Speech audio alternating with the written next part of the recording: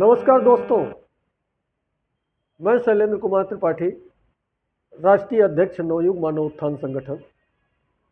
दोस्तों, आज आप लोगों के से बात करना चाहूँगा मौजूदा पर्यावरण की स्थिति पर।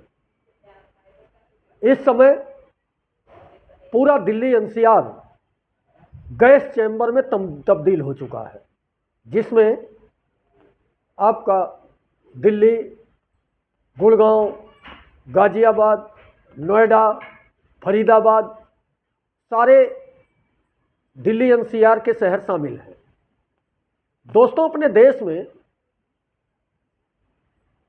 में ही क्या, पूरे विश्व में 50 शहर ऐसे हैं जो प्रदूषण के मामले में गंभीर स्थिति में हैं। उन 50 में से 47 शहर केवल भारत के हैं। अब हमें यह विचार करना चाहिए कि अगर पूरे देश में 50 हैं और 45 या 47 अगर खाली अपने भारत से हैं, तो भारत सरकार कर क्या रही है?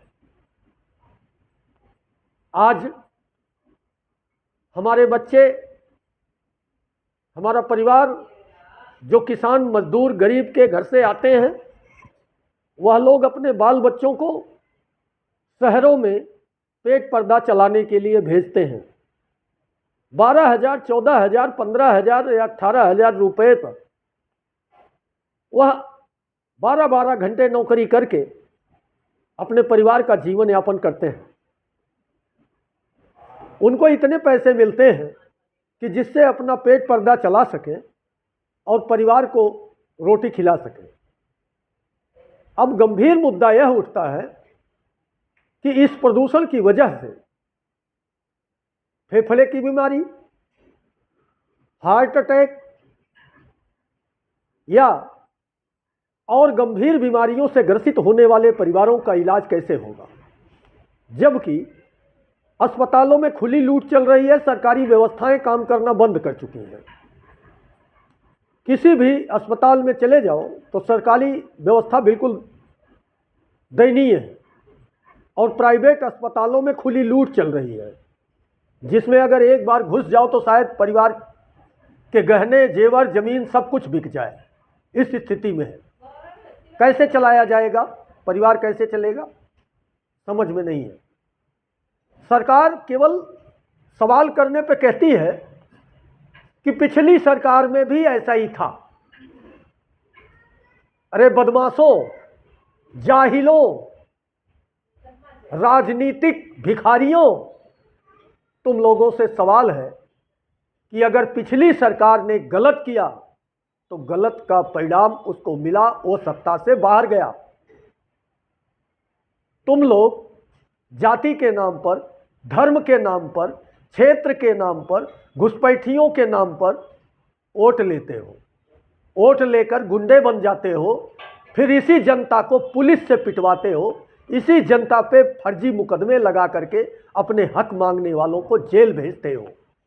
क्या इस देश से संविधान खत्म हो चुका है? कहाँ है सुप्रीम कोर्ट, जो गरीबों को प्रताड़ित करने के लिए और अमीरों को संरक्षित करने के लिए आजकल काम कर रहा है? आज तक सुप्रीम कोर्ट का वो जज जिसके घर में बोरे की नोट मिली जली हुई, वह जज आज तक कहाँ है? क्या दंड मिला उसे? केवल गरीबों को प्रताड़ित करने के लिए न्याय दे रहे हो। अमीरों को संरक्षित करोगे। जब प्रदूषण पे किसानों की बात आएगी तो उनकी पराली जलाने पे भी उनको जेल भेजोगे। आज इन नेताओं को क्यों नहीं जेल भेज रहे हो? जितने सरकार में मंत्री से लेकर कर्मचारी तक बैठे हैं और प्रदूषण के जिम्मेदार हैं, इनको जेल में कब डालोगे? कितनी मिल फैक्ट्रियां बंद की गई प्रदूषण की वजह से? केवल गरीबों को प्रताड़ित कर रहे हो। कभी गाड़ी बंद कर दोगे गरीब की, कभी गरीब का घुसना बंद कर दोगे, कभी उनकी पराली पे दोष लगाओगे, लेकिन अमीरों को जो लगातार प्रदूषित कर रहे हैं शहर पे, को उनके ऊपर कोई दोष नहीं है। ये सरकारें केवल गुंडों की तरह गरीबों का दमन करने के लिए बनाई गई हैं, गरीबों की जिंदगी तबाह कर रही हैं। और हम लोगों को यह विचार करना पड़ेगा, यह सोचना पड़ेगा कि हमारे परिवार पर भयंकर बीमारियों का जो खतरा मंडरा रहा है, इससे हम लोग निजात कैसे पाएं? क्यों इन गुंडे सरकारों को चुनते हैं? क्यों इन मूर्ख नेताओं के भरोसे अपने बच्चों के जीवन को छोड़ देते हैं? हम लोगों को भी विचार करना होगा। प्रदूषण का क्या होगा? अगर शहर प्रदूषित हो रहे हैं तो उस पर सरकार को नीतियां बनानी चाहिए। थोड़े दिन पहले जब आम आदमी पार्टी की सरकार थी तो भारतीय जनता पार्टी का चुनाव चल रहा था। चुनाव चलते टाइम पे ही जमुना जी में बड़ी बड़ी मशीनें लग गई थी। जितने ये भिखारी दलाल मीडिया वाले हैं, अर्णव गोस्वामी, रजत शर्मा, चित्रा त्रिपाठी, जो कि अभी थोड़े दिन पहले शोले फिल्म का गाना गाते हुए मनोज त्रिपाठी के बुलेट पर देखी गई थी, वो न्यूज से न्यूज एंकरिंग और गरीबों के हक की बात करने की उम्मीद हम कर सकते हैं? कभी नहीं कर सकते।